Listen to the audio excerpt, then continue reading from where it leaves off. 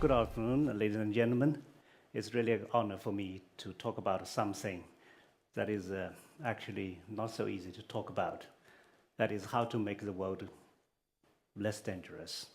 Because I don't know how to make this world better. That is something very difficult to say.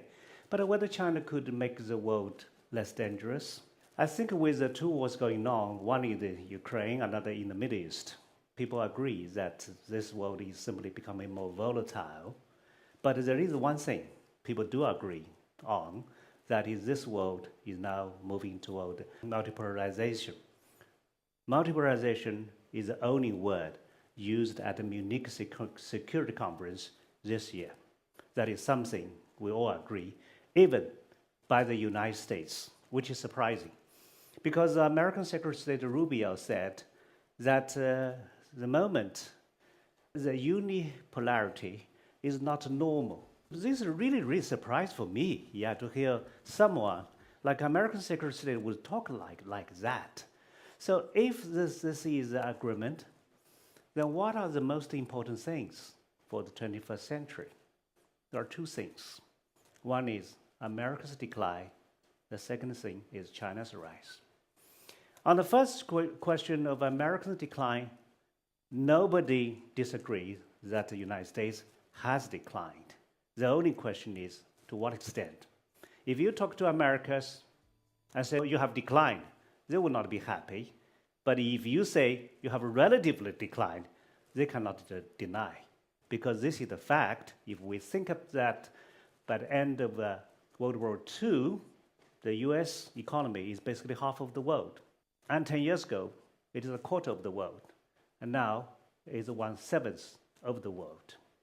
So relative decline is also decline, right? Then we talk about China's rise.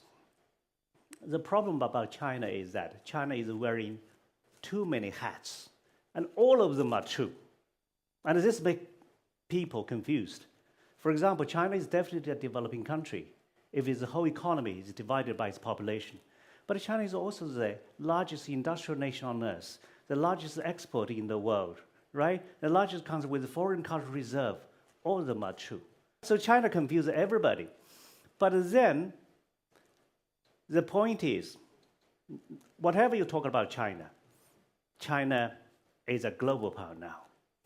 In the past, you would hear a lot of African countries talking about China as a superpower. But now, many European countries are talking about China as a superpower. And this happened even to French President Emmanuel Macron at the Munich Security Conference that I attended this year. I was really shocked, because in the past, when the Western journalists talk to me, they say, okay, now we have a gentleman coming from another superpower. Okay, that is fine. But hearing Emmanuel Macron, president of a permanent member U.S. Security Council, talking about China as a superpower, that is something different. Then, what should China do, right? Because you are big, you have to show that greater responsibility. Even if that is a price you have to pay. Then, because of my background as a PLA veteran, I would focus on something that President Xi has talked about, that is a global security initiative. If you talk about global security initiative, then the best thing is to look at what PLA has been doing overseas. Not many things, just the three types of things: counter-piracy, peacekeeping, and disaster relief. That's all. But if you put all these things together, what kind of conclusions could you draw? They are all invariably the so-called military operations other than war, technically speaking. So that means they're all efforts in addressing humanitarian issues. And this is my hope for the PLA when PLA becomes even stronger than it is now. Why? Because if you just do humanitarian operations overseas, you don't kill many people. So that means what we have been doing is just to help other people, to play the role of a good some are written according to Bible. So if you help other people without killing people, then you are making this world less dangerous. Look at the United States. How many wars did they launch, even after the Cold War? And not all the wars are considered to be legitimate, even by Americans themselves, right? And these people cost us so many lives, so many resources, and this is not what China should do. You just do efforts in humanitarian to help people. So this is my best wish for my country, for the PLA in the future. The second thing is PLA should never, or China should never seek spheres of influence. People always make mistakes on two things. One is influence. Another is sphere of influence. They sound similar, but they are different. Everybody knows what is influence. But a sphere of influence is an area in which you try to use your dominant force to control others. This is not something that China really wants. Why? Because China's influence is already global. In any part of the world, in any corner of the world, that is why China should not want spheres of influence, which are difficult to build and are very hard to maintain. Look at American allies. The United States would believe, okay, having allies is most important. But the allies are just like cats, very difficult to hurt. You can hurt sheep, but you can hardly hurt cats, right? And the United States would spend 16% for NATO.